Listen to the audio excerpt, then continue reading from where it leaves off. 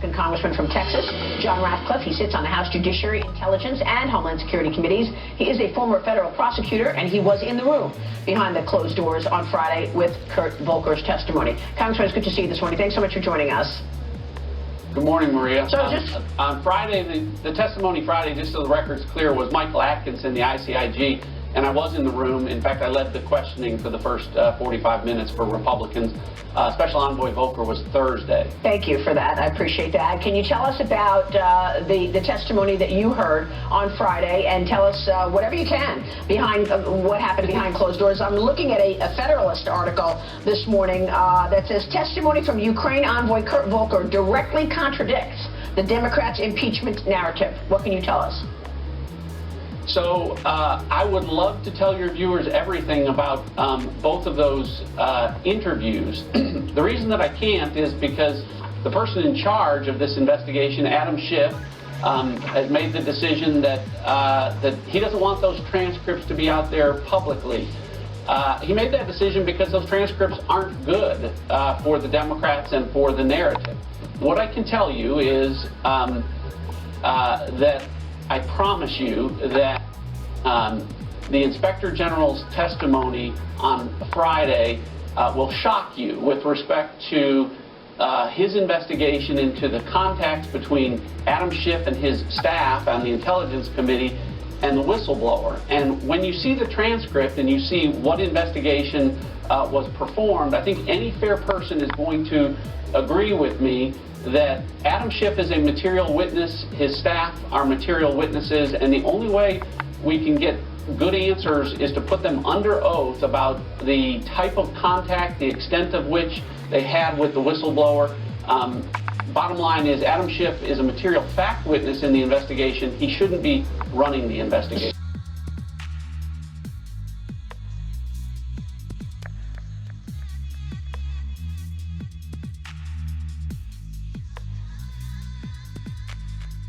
Know that he met with the whistleblower. Initially he said, we haven't spoken to the whistleblower, we want to speak to the whistleblower, but then we learned after that in fact his staff has met with him, and there's speculation this morning that in fact Adam Schiff met with the whistleblower directly. Can you confirm that? Well, think about this, Maria. The Washington Post, of all newspapers, had to give Adam Schiff 4 Pinocchios for when he said that they had not had any direct contact with the whistleblower. That wasn't true. So what I can tell you is that there was contact between the whistleblower and either Adam Schiff and his team on the Intelligence Committee, and the details of that I think the president who is they're attempting to remove from office on the basis of this impeachment deserves to know what type of contact there was between Adam Schiff and his team and this whistleblower. And we shouldn't have to take Adam Schiff's word for it with a wordsmith press release or tweet that there's not much and we don't really need to look at that. He needs to be put under oath. He needs to answer the questions. And again, that is the reason that he should not be allowed to run the investigation where he and his team are central fact witnesses.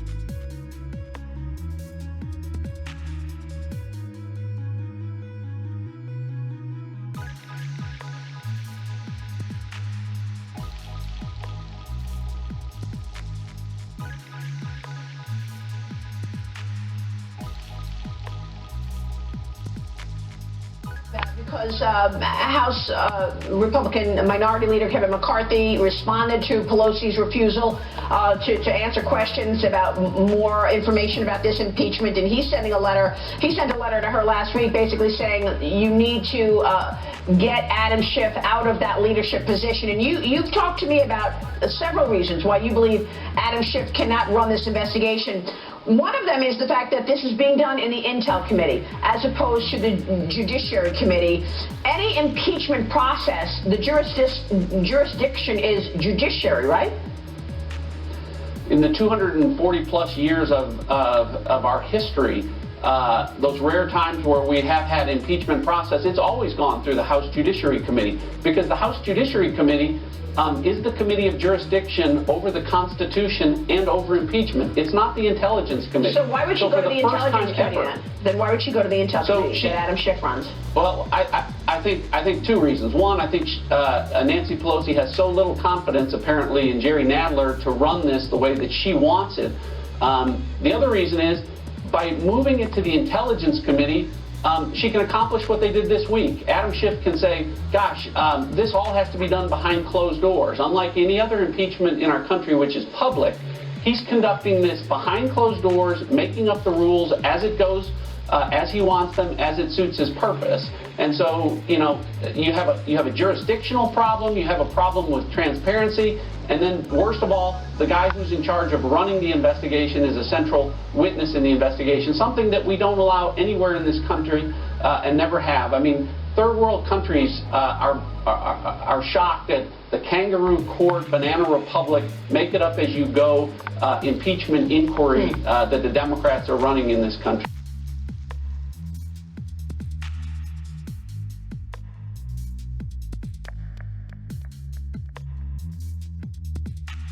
Texas, John Ratcliffe. And Congressman, I want to go back to something you were just saying about Adam Schiff. You want him to recuse himself, step down from running this impeachment investigation. And you said, number one, it's because it's not in the right committee. The jurisdiction is in judiciary, not intel. And number two, you say it's being done behind closed doors, in secret.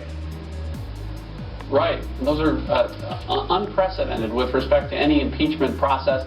Again, the extraordinary step of talking about removing a president from office, and we're doing it in a way that's never been done before, in a committee that's never been done before, with rules that are being made up as he decides them. We literally found out on Friday, asked the Chairman Schiff, what the rules were with respect to the interview of the Inspector General, and he had just made up his mind that morning on what they were going to be. We should be following the established rules and how this is. And again, the most important point, though, Maria, is that he is a fact witness. I mean, big picture on this. Yeah. You know, Democrats have decided it's not impeachment by collusion, it's not impeachment by conspiracy, it's not impeachment by obstruction of justice. That all fell apart the minute Bob Mueller said, I've never heard of fusion GPS. So their white whale of impeachment, they've decided it's got to be this whistleblower and this call that the president had. And now what are we finding out? That the person in charge of running this investigation lied to everyone about his contact with the whistleblower and helped start the process. This is as unfair as you can possibly imagine. It's worse than the Russia collusion hoax. And, you know, Adam Schiff and anyone on his team that had contact with the whistleblower needs to be put under oath. All right. Well, and we know that Adam Schiff, for 2 years, told us that there is direct evidence in plain sight of collusion between Donald Trump and the Russians, which, of course, was completely debunked. Still waiting on that. I'm going to speak with George Papadopoulos in a few minutes, and we've got this timeline that I wanted to ask you about. This is the timeline that we're calling the entrapment timeline, where several international quote-unquote diplomats reached out to George Papadopoulos, some from Australia, others from Britain, others from the U.S., Italy. And I want to ask you about this one that he was invited to London by Stefan Halper. And Stefan Halper introduced him to his quote-unquote assistant, Azra Turk. And at that meeting in September of 2016, they had a conversation. And, of course, now we know that Stefan Halper was a spy, so the whole conversation was recorded. He was wearing a wire. That conversation was Halper saying to Papadopoulos, it's great that Russia has all these emails on Hillary Clinton. You must be really happy. Trump has to be happy. And George Papadopoulos answers and says, and this is told to me by George Papadopoulos, he answers and says, that's crazy. I would never do something like that. That's treason. And we know that that conversation was recorded. Is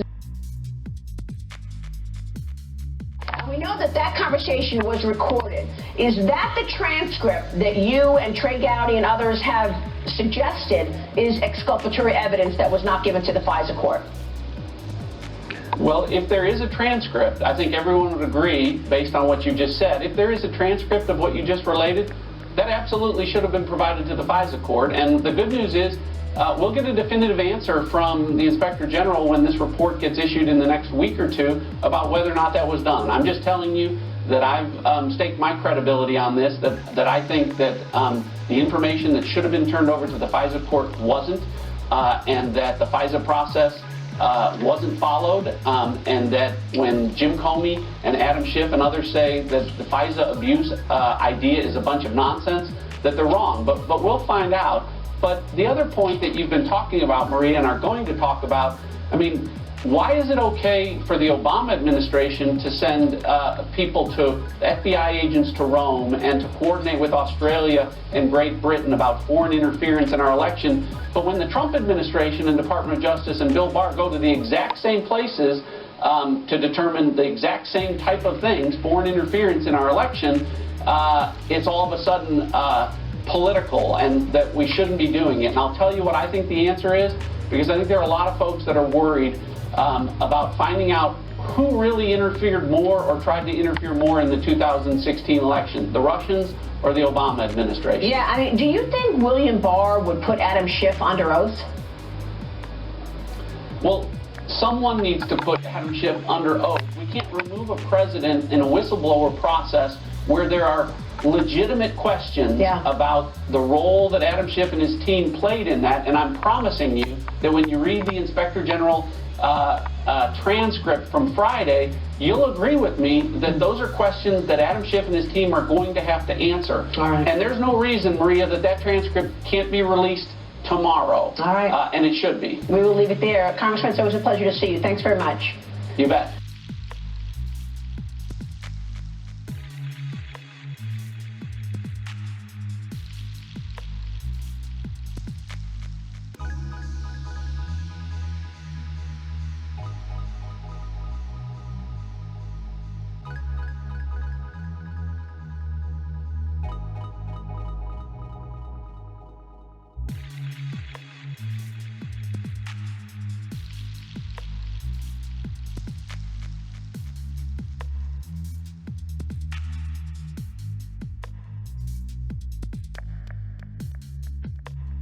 Important note that John Ratcliffe just said that the IG report, he's expecting that we will get it within 2 weeks. That is the FISA abuse report. It is now in the hands of William Barr. We'll see if we get that report. That will answer a lot of questions.